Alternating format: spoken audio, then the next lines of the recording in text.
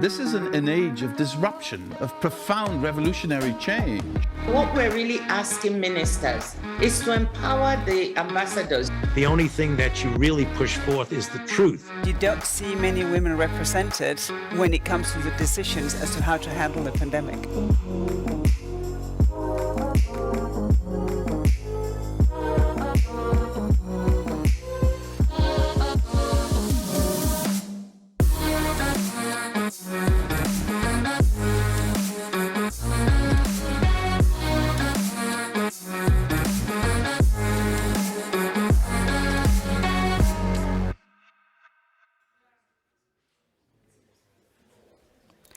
Good morning, I'm Aoife White, and I started just last week as Politico's new technology and competition editor.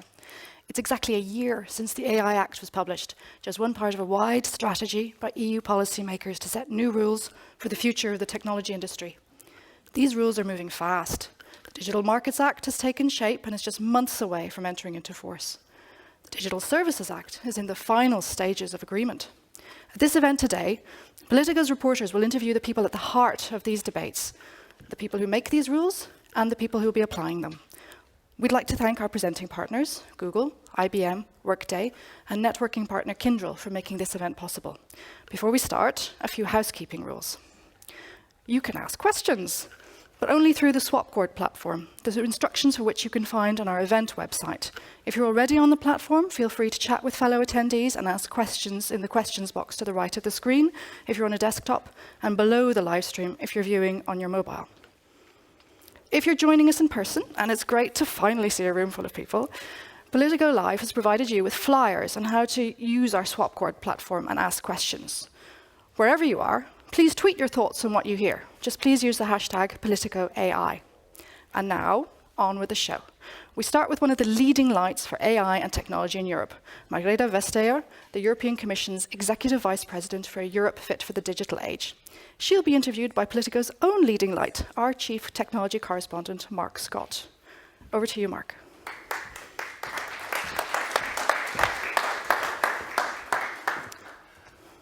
Good morning, everyone. Thank you so much for that wonderful introduction, Aoife. My name is Mark Scott. I'm Politico's Chief Tech Correspondent. And through the magic of the internet, I think the Executive Vice President is supposed to be joining us. Margrethe Vestager, are you there? I am indeed with you. Good morning. How are you? I'm good. I'm with you, so I cannot be any better. And it was great to hear people in the room. Well, thank you so much. Oh, there you are. Oh, you're in Copenhagen this morning. Wonderful. Yes, I am. A beautiful day in Copenhagen. Well, as it is here in Brussels too, so for the maybe once or twice of the year. So hopefully it will continue. Oh no, come on! Brussels is so much better than what is rumored and bitched about. That's it's a true. Wonderful city. Well, hopefully we'll get to the fake news as part of the discussion. I wanted to take a step back and look at where we are in the Commission mandate, because we're mostly halfway through. And the digital legislative policy that you guys have been doing is full of acronyms. We have the DSA, the DGA, the DMA, the Data Act, the AI Act. It kind of goes on and on and on. But I also look at the last 2.5 years, and almost just as you started your second tenure, the pandemic began. And then as the pandemic was sort of waning to a degree, the war in Ukraine started. And I just was wondering, as we now sort of hurdle towards both the DMA and DSA probably getting through the trialogues, how much do you think the multiple crises we've had during this Commission tenure has affected your view on, on your work, on how you've gone about getting the policy through? It has meant a lot. Now look at the war in Ukraine. The human suffering there, the grotesque, meaningless violence, the aggression. The first war so photographed, everyone with a video camera, a camera in their hands, showing us what is ongoing almost as it takes place. And a war where the information war, the propaganda, the manipulation, the misinformation plays such an important role, fully integrated with the war on ground. That, of course, informs our views. And having seen during the pandemic how completely interwoven the digital world is with the physical world. That, of course, means a lot as well. And one of the things that it fuels is to make sure that there is real democracy, also when it comes to everything digital, that democracy re-establishes itself, also when it comes to the digital part of our lives. Because when we want to live in democracies, it shouldn't only be the physical part of it, it should indeed also be the digital part of it. So it's actually nice to be back in a real event with people in the audience to look at. But I also remember the dark days of the pandemic where everyone was working from home, everyone was dialing into a Zoom. It was very difficult to even meet people because of the restrictions. Have you been surprised, both with the DMA and now potentially with the DSA getting done, how quickly this has gone through the policymaking process? I mean, I frankly was a bit cynical about the pandemic affecting this, but it feels like things have gone smoother than many had expected. I don't think it's an expression of smoothness. I think it's an expression of political will. That the co-legislators, both the Parliament and the Council, they share our sense of urgency. That this cannot wait. We have seen how competition cases are effective in the specifics of that case. But we've also seen the systemic effects of digital behavior in how our democracy works, in how markets are open or not open, in how consumers can get the full benefits of a market where they have rights. So I think it's that sense of political will based on a sense of urgency. We want to deliver. We want to show citizens that this is for democracy to deal with. And that is a privilege to work with, because you see that, and of course tomorrow we have maybe, fingers crossed, the last trialogue on the Digital Services Act. And I think that is a very important signal to citizens that our democracy has the willingness to make sure that what we see and consider illegal offline should also be seen and considered as illegal online, and that we give sort of muscle and blood to that slogan or principle. Mm. You mentioned the DSA, and obviously that's looking specifically around online content. I was struck by the recent sanctions both against RT and Sputnik in relation to the war in Ukraine as, for me, a bit of a step change in the way Europe is looking at this in terms of speaking with one voice about potential Russia propaganda. But where is the balance between legitimate free speech, some of which we might not be big fans of, but it's still out there, versus stopping some of the systemic foreign interference, foreign propaganda coming into Europe? Because for me, you look at what's happened in response to RT and Sputnik in terms of DW and even the BBC, there are repercussions for what Europe has done. How much do you think this is now the new normal, so the tit for tat in how this is done? I don't think this is a new normal. For us, it was an exceptional step to say we actually see very different categories here. We see pluralistic media, where there may be a lot of things that we disagree with. We find news or opinions that would hurt people. We find that information needs to be fact-checked in order to be trusted. And then what is propaganda? What is put in place to manipulate, to prepare, to enhance a war effort on ground. And to establish those two categories, I think that's the most important point. Because when it comes to freedom of expression, of course, one needs to be able to tolerate that then a lot happens and a lot will take place. And there will be sometimes of confusing messaging. And that's a different creature than one-sided propaganda with a very specific goal when it comes to preparing and enhancing war efforts. So to that point, this is, again, I'm going to repeat myself on the new normal, mostly because that definition of RT and Sputnik as propaganda machines and the EU working as a whole to make that point does, for me, seem relatively new. You could only go back a couple of years, and there was some friction in terms of actually labeling them as propaganda outfits. So do you think that is a label that will now not go away? I think you have a good point there, that the label may not go away. And I think the reason why it was more discussed before was that it was so much more difficult to see what was in preparation, what was the purpose. And I also take your point that things are changing. The union basically changes almost by the hour. It's another union now than it was 2.5 months ago. And that change has, of course, been boiling through the pandemic, but the war and the decisions taken with the war, with the 27 coming together, that, of course, means that there is no going back.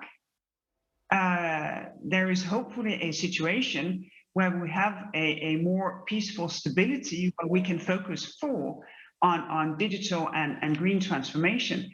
Right now, we have a fundamental uncertainty as to how things will go, but there is no coming back. The union is changed, and I think our world views, when it comes to the geopolitics, they have changed as well. It feels a bit strange to go from the geopolitics of Ukraine to DSA trialogues, but as you mentioned yourself, that they are happening tomorrow. If you were a betting woman, how likely do you think the smoke will come out the chimney and we might have an agreement on the DSA by the end of day tomorrow? Well, we have prepared for it, for enabling compromises, and as an honest broker, I think that's the Commission role. So we are prepared for it, for the different options for compromise. We have snacked up to make sure that no one is hungry and that becomes a barrier. So with that, I think open-ended, I think we have quite a good chance. Also because I sense that there is a strong political will among the co-legislators to make a deal, if at all possible. I have to ask, I mean, from your perspective, what are the final things that need to get over the line? I mean, it feels like there has been a lot of consensus, as you say, on some even the sticky points. But you know, the audience here, and I presume those online, would like to sort of your thoughts on, you know, the final, you know, 100 yards is always sometimes the most difficult. So where do you think stumbling blocks may still arise?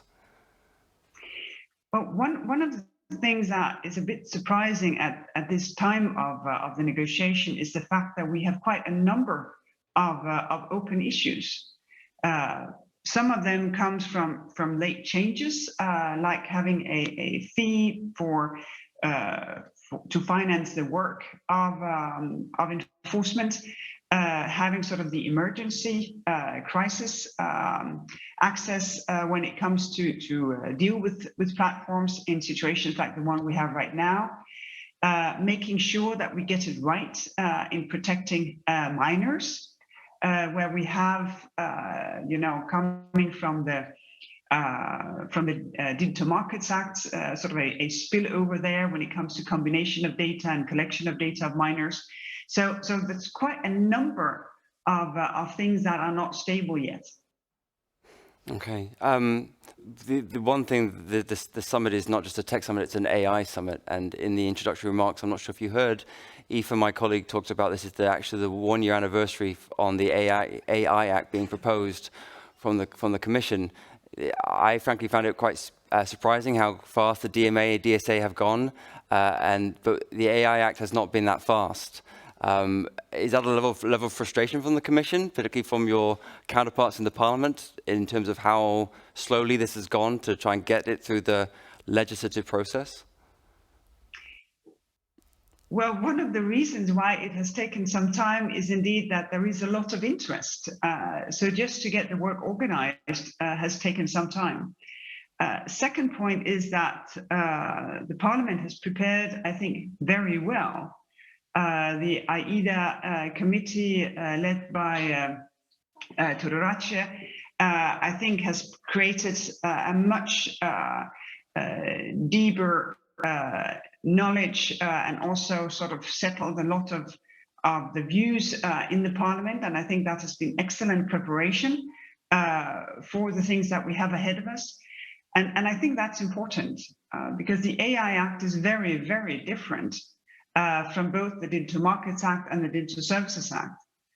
Digital Services Act, Digital Markets Act, they built on experience that we have got from competition cases, from unfair trading practices, from the behavior of platforms and the way they deliver their services.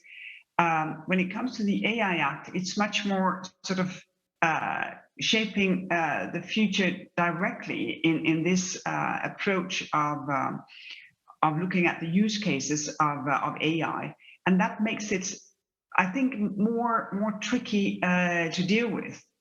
I'm looking very much forward for Parliament and Council to dig in, because I think it's important that Europe maintains the leadership here. But I also think that the preparation that has gone into it, they're very important and they will prove very useful. You mentioned Europe's leadership, and I'm not going to try and get into sort of, Europe versus China versus the US, because I find that a little bit too binary. But I do look at, say, either within the OECD or the G20 or even the G7 and other countries' approach to AI and regulation, and it's slightly different to the Europeans in terms of maybe not such a broad brush approach, maybe looking at a specific sector or a specific use case.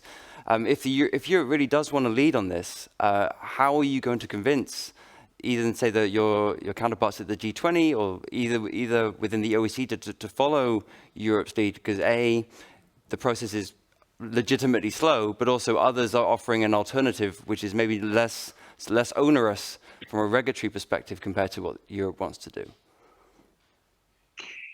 I think the starting point for doing this is the really close relationship between our proposal and the work already done within the OECD, the work already done within the framework of G7, because a lot of people, really gifted, insightful people, have been establishing sort of principles as to how to trust AI, and a lot of that has then come in and influenced how we have built the AI Act. So there is a close relationship that way around. Second, we're discussing the approach to artificial intelligence within the Trade and Technology Council. And that, of course, is really important for us, that we agree on the approach to AI with American partners. And I think that is really important as well. But last but obviously not least, there will be no leadership without investments. So the coordinated plan, where we now see a very strong take-up among member states. Now, every member state have their AI strategy, slightly different, but they all reflect sort of the fundamental approach that you also see in the AI Act. And the AI Act and the investments in research, in development, in getting AI to market, of course, those two things are fully interlinked. But I also hear from industry, and they say, well, we'd rather maybe have a sandbox or just go off and see what happens versus creating sort of a one-size-fits-all approach for AI regulation. So as much as I appreciate the need to take off some of the harmful use cases off the table with AI, is there not also a legitimate response saying, fine, but can we just go invest? Can we go try this out first before we start saying what we can and can't do with the technology?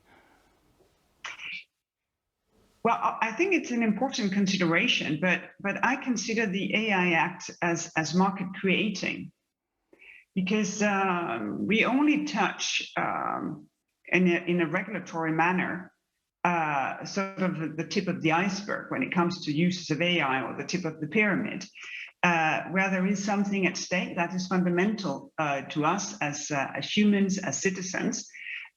And where we find sort of also the building stones of trust.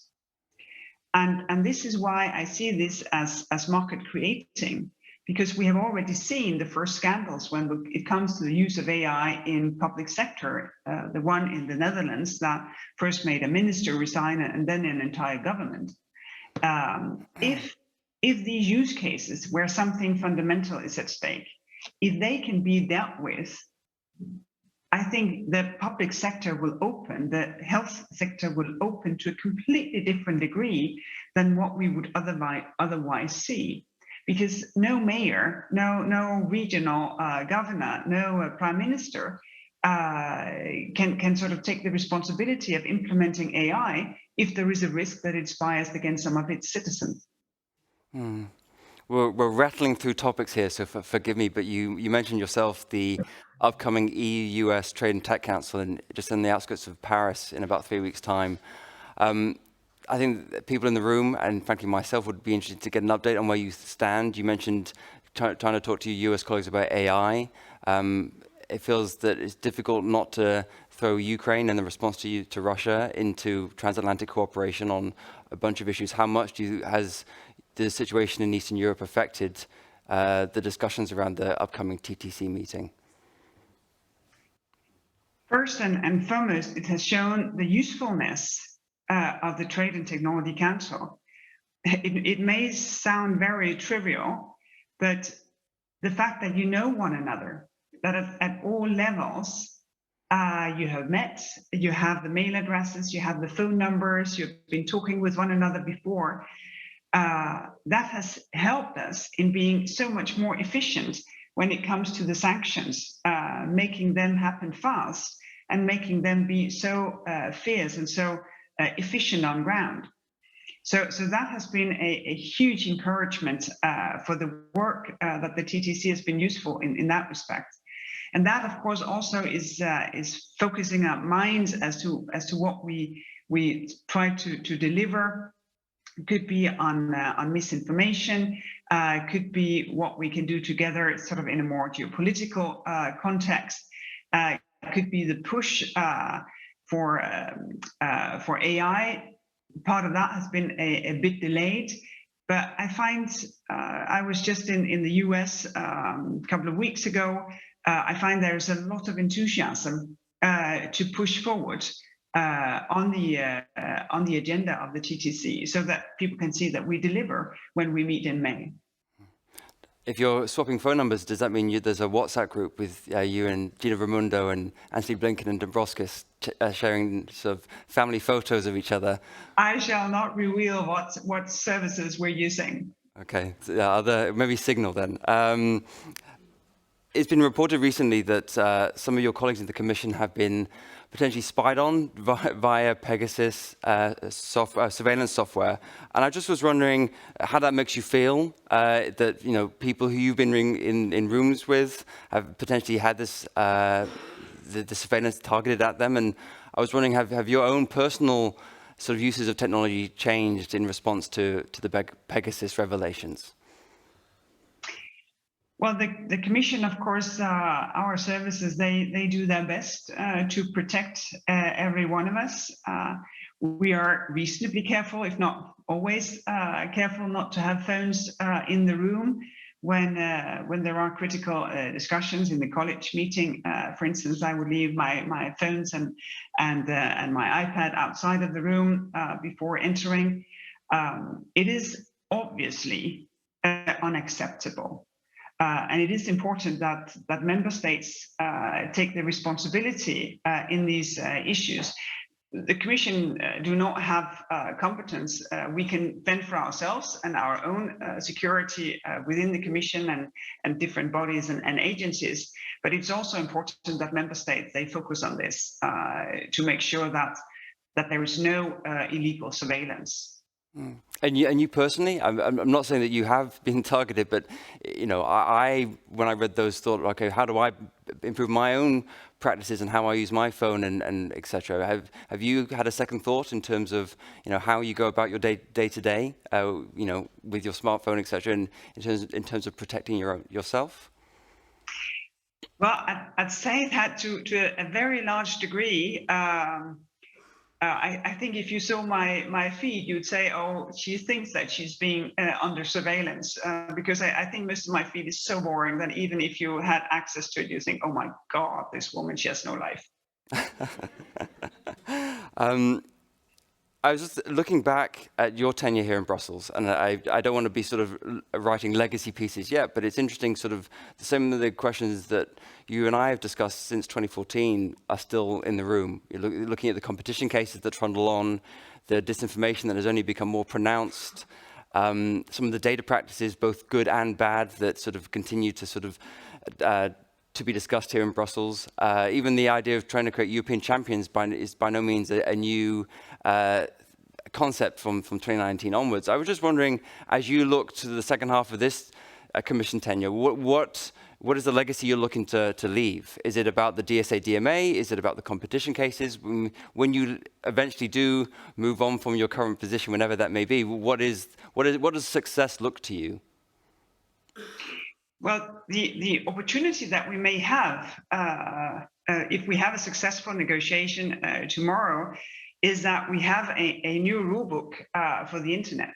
Our democracy has come back and come back with a vengeance in order to make sure that there is a real rule book to enforce. And that with quite a number of far-reaching competition cases, the Google ad tech stack, the Amazon cases, the Apple cases, that of course allows us potentially to be more effective than we have been with the competition cases in themselves, which was exactly the reason why we tabled the Digital Markets Act in the first place. I don't think that it's strange that we're discussing some of the same things, because I think that we're discussing them on a different level. We know much more than we do now. We know much more about how our society is influenced and also shaped by technology. And for me, that makes our task even more urgent, that we are here to shape the use of technology in order to create better societies. And for me, that is the ultimate, to create a society where people feel that this is my home, this is where I'm counted in, this is where people rely on me to do my bit. It is a sin of a journalist to always look at tomorrow's headlines versus maybe the arc of history. But I look at the DSA and DMA, and that's going to take a couple of years for implementation. A lot of that's going to be based around enforcement, either at DG Comp or another part of the Commission, potentially within the DSA. When it comes to the enforcement component of this, are you confident that's going to happen? I look at the budgets that you have, I look at the people that you have, although incredibly skilled at what they do, they're not that big of a team. Even with the levy that may come in with the DSA, that's also not going to pay for that many people to do a very large job. How much is this going to really rely on effective enforcement rather than just paper enforcement? But that is exactly what will be tested in the coming months and years. We do think that sort of the first look at compliance will start early spring 2024. When it comes to the Digital Markets Act, that is quite soon. But these are indeed the question. I find that it's really important, of course, for me in my task to shape, but also for you and the Parliament and Council in particular, to watch to see if we can use the tools that we are now given to change that marketplace, to make it open and contestable. To make sure that social media services are being delivered in a way where people can actually trust that what is illegal is being dealt with. So it's difficult to answer beforehand, but I think it is the most important question, because if legislation is not enforced, it doesn't change anything. Wonderful. Well, Executive Vice President, I want to thank you so much this morning. And if you want to add me to that TTC WhatsApp group, I would happily take your invite. And with that, thank you so much for joining us from Copenhagen. And please stick around here. The next panel will start in a couple of minutes, and that is the AI package 1 year on, from theory to practice. Thank you very much.